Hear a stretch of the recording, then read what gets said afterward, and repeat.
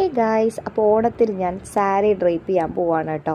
Just simply ഞാൻ എപ്പോഴും ചെയ്യുന്ന പോലെ തന്നെ മേക്കപ്പ് ചെയ്തിട്ടുണ്ട്. പിന്നെ ഈ ഒരു ലുക്കിൽ ചന്ദനക്കുറി അല്ലെങ്കിൽ പൊട്ടതൊന്നും ഭംഗി ഉണ്ടാവില്ല. സോ അതൊന്നും ഇല്ല കേട്ടോ. ഫസ്റ്റ് തന്നെ ഞാൻ പറയാം, ഞാൻ സാരി പ്ലീറ്റ് ചെയ്ത് വെച്ചിട്ടുണ്ടായിരുന്നു.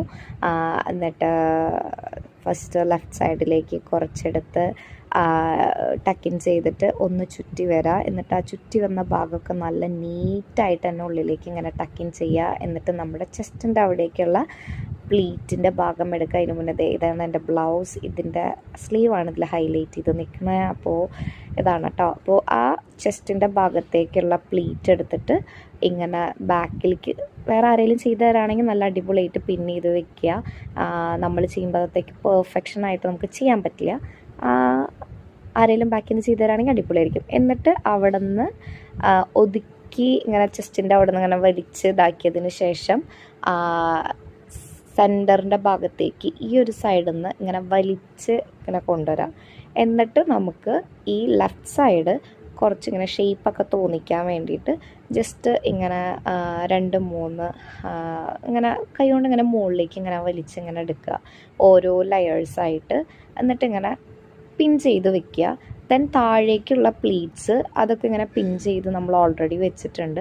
ജസ്റ്റ് നമ്മുടെ ഹൈറ്റിനനുസരിച്ച് നമുക്കിങ്ങനെ തട്ടിത്തടഞ്ഞ് വീഴൊന്നും ചെയ്യാത്ത രീതിയിലൊക്കെ ഉള്ളിലേക്ക് ടക്കിൻ ചെയ്യുക, നല്ല നീറ്റായിട്ട് ടക്കിൻ ചെയ്യുക. എന്നിട്ട് അതിൻ്റെ റൈറ്റ് സൈഡ് ഭാഗത്തായിട്ട് നമുക്ക് ഒരു അത്യാവശ്യം നല്ല ബൾക്കിയായിട്ട് നിൽക്കുന്നുണ്ടാവും. ആ ഭാഗത്തുള്ളിലൂടെ കൈയിട്ട് എന്തെങ്കിലുമൊക്കെ ടൈറ്റാക്കി ഒന്ന് വലിച്ചെന്തെങ്കിലും മെറ്റീരിയൽ ഉണ്ടെങ്കിൽ അതൊക്കെ ഉള്ളിലേക്ക് ആക്കി ബാലൻസ് വരണം. അങ്ങനെ ഒതുക്കി ഉള്ളിലേക്ക് ടക്കിൻ ചെയ്തതിന് ശേഷം എല്ലാം അങ്ങോട്ട് സെറ്റ് ചെയ്യുക. അത്രേ ഉള്ളൂ. നമ്മുടെ സാരി ഉടുക്കലൊക്കെ കഴിഞ്ഞു. പിന്നെ നമ്മൾ ഈ പ്ലീറ്റ് ചെയ്ത് വെക്കുമ്പോൾ പ്ലീറ്റ് ചെയ്ത് വെക്കുമ്പോൾ സേഫ്റ്റി പിന്നൊക്കെ വെച്ച് അയൺ ചെയ്തിട്ടുണ്ടെങ്കിൽ അതൊക്കെ ഊരിക്കളയുക, ഇല്ലെങ്കിൽ അത് ആകെ ബോറായിരിക്കും. അയൺ ചെയ്യണതുകൊണ്ട് തന്നെ അത്യാവശ്യം നല്ല പോലെ തന്നെ നിൽക്കും. പിന്നെ നമ്മുടെ ആർഭാടമാലയൊക്കെ എടുത്തിട്ടിട്ടുണ്ട് ഞാൻ. അപ്പോൾ നമ്മുടെ സാരി ഡ്രൈപ്പിംഗ് കഴിഞ്ഞു കേട്ടോ. അപ്പോൾ ഇത്രയേ ഉള്ളൂ. പ്ലീറ്റ് ചെയ്യുകയാണെങ്കിൽ നമുക്ക് ഈസിലി നമുക്ക് സാരി ഉടുക്കാൻ പറ്റും. അപ്പോൾ എൻ്റെ സാരി ഉടുക്കലൊക്കെ കഴിഞ്ഞു. പിന്നെ ഒരു ഗ്ലാസും കൂടി വെക്കുകയാണെങ്കിൽ ഈ ലുക്ക് ഇവിടെ കംപ്ലീറ്റ് ആയി ഗൈസ്. ഈ സാരി വന്നിട്ട് ഞാൻ മെറ്റീരിയൽ മുറിച്ചെടുത്തതാണ് കേട്ടോ. ഇതൊരു ഓർഗാൻസ ടൈപ്പ് ഓഫ് മെറ്റീരിയലാണ്. ഇത് നല്ല അടിപൊളിയായിട്ട് ഒതുക്കി ഉടുക്കാനൊക്കെ പറ്റുന്നുണ്ടായിരുന്നു. എനിക്ക് ഭയങ്കര ഇഷ്ടമായി ഈ ഒരു മെറ്റീരിയൽ വന്നിട്ട്. അപ്പോൾ നിങ്ങൾക്ക് എല്ലാവർക്കും ഈ ഒരു ലുക്ക് ഇഷ്ടപ്പെട്ടിട്ടുണ്ടാവുമെന്ന് ഞാൻ വിശ്വസിക്കുന്നു.